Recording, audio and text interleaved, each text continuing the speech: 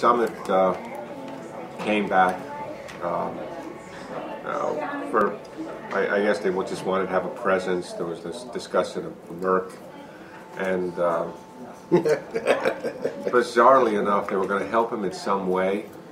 And well, here's the video. Council City Summit. I wanted to reiterate what I said the last time I was here regarding the 2% cap.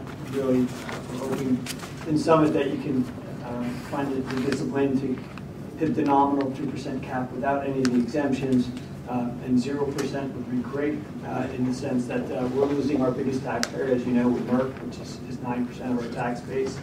If that plan does not get taken over by a similar size corporate tenant, they can be reassessed to a lot less, and that burden would of course fall upon the taxpayers and would devalue the homes and ultimately trickle down to the apportionment that the county gets from the city of Summit, which of course you know is the largest taxpayer in the county. Yes, I just I spoke with Councilman Rubino briefly, and I've committed the resources of my administration and our economic development team to work very closely to try to find an alternative to Merck leaving, and that's something that's very important to the county in terms of jobs and economic development, and we're going to work very closely with Summit on that. Thank you. I was kind of curious as to what they were actually going to assist them, because Merck is leaving for Kenilworth. So I came up with this.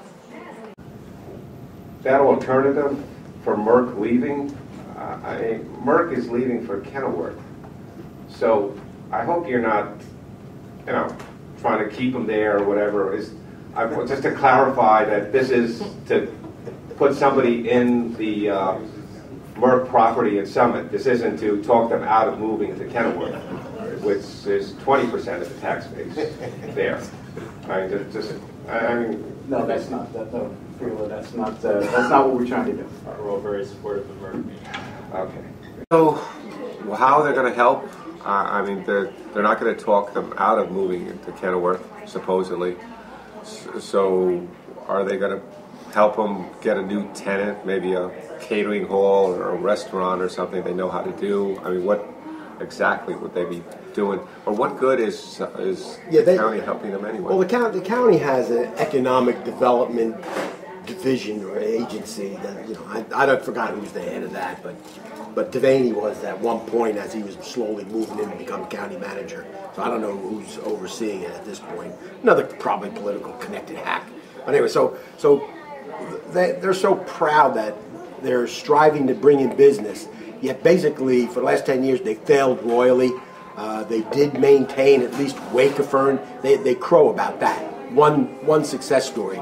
Wakefern was thinking about moving out, and they talked them into staying. Of course, I think they had to give them $10 million 5 years ago for free, our tax money, just to keep them in Elizabeth.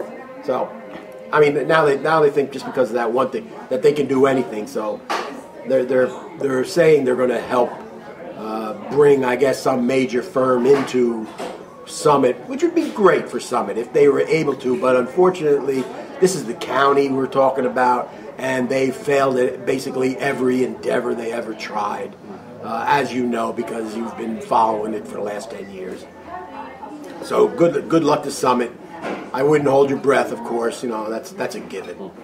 But Summit seems to be coming to these meetings and saying, well, we're doing it, why can't you? And in some ways it's a little unfair. Because it's taxes. Yeah. Now you're talking taxes. Yeah, Summit wants to keep their taxes down. And I would point out to the Summit people respectfully that they don't have a Dakotas to keep on their payroll. They don't have a Birdsall. They don't have all these favors that they have to. All right, this is sarcasm.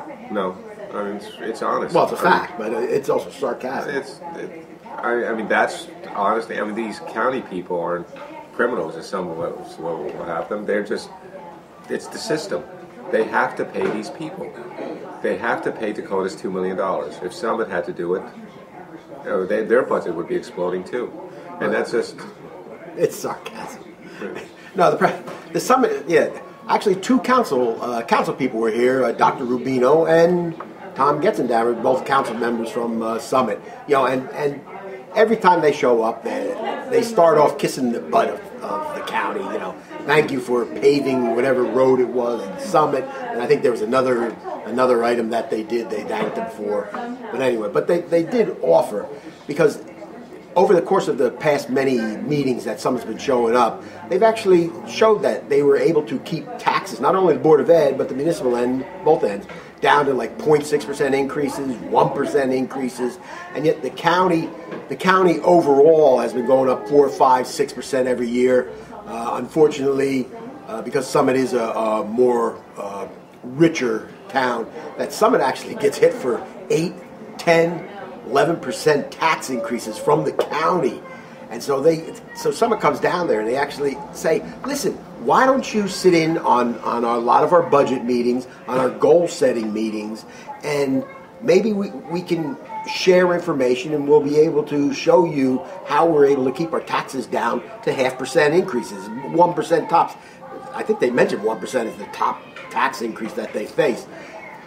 So anyway, so the county basically just says, thank you very much for your comments. But in the public speaking portion, I said, I told them, I said, you admit that, you know, as freeholders, you admit you have no experience whatsoever. And of course, we've also watched it as their budget fails every year into the 5 and 6% increases. In the past, it was like 10% increases. So, I mean, you know, they are lost financially. I seriously suggest that these freeholders and even Alpha Yellow and maybe even the county directors show up at one of the Summit council meetings or the goal setting meetings or the budget meetings, and maybe they'll actually learn something. See, but the problem is, I think the county probably is just so arrogant that even though they're clueless and a complete failure, they sit up there thinking that, oh yeah, we're the county and Summit's just a lowly town. So you know, it's just lost on them, and that's a shame because they're failures. They're complete and utter failures. Proved it time and time again. Yeah. No, I go back to what I said before. I mean, the Summit has their meetings, but they don't have the specter of a Dakotas or all those other people who are campaign contributors that they have to reward. Maybe they do, or maybe it's at a very low level. Yeah, it's pay to play. That's what you're saying. Some of them. It's a pay to play problem. Yeah, and nobody wants to come out and admit that. And that's a major problem in itself. And plus, you know, the freeholders aren't going to go sit in on a meeting. That's just silly. So basically, is Summit accomplishing anything by coming to these meetings? Yes, you know, Summit is accomplishing things because they're on video and people do watch the freeholder meetings, and they're also on the watchdog videos, and people watch that. So if anything, people are recognizing that Summit is very concerned. And as I mentioned one time, I said, when the rich people are coming down from the mountain and crying, you know there's a problem.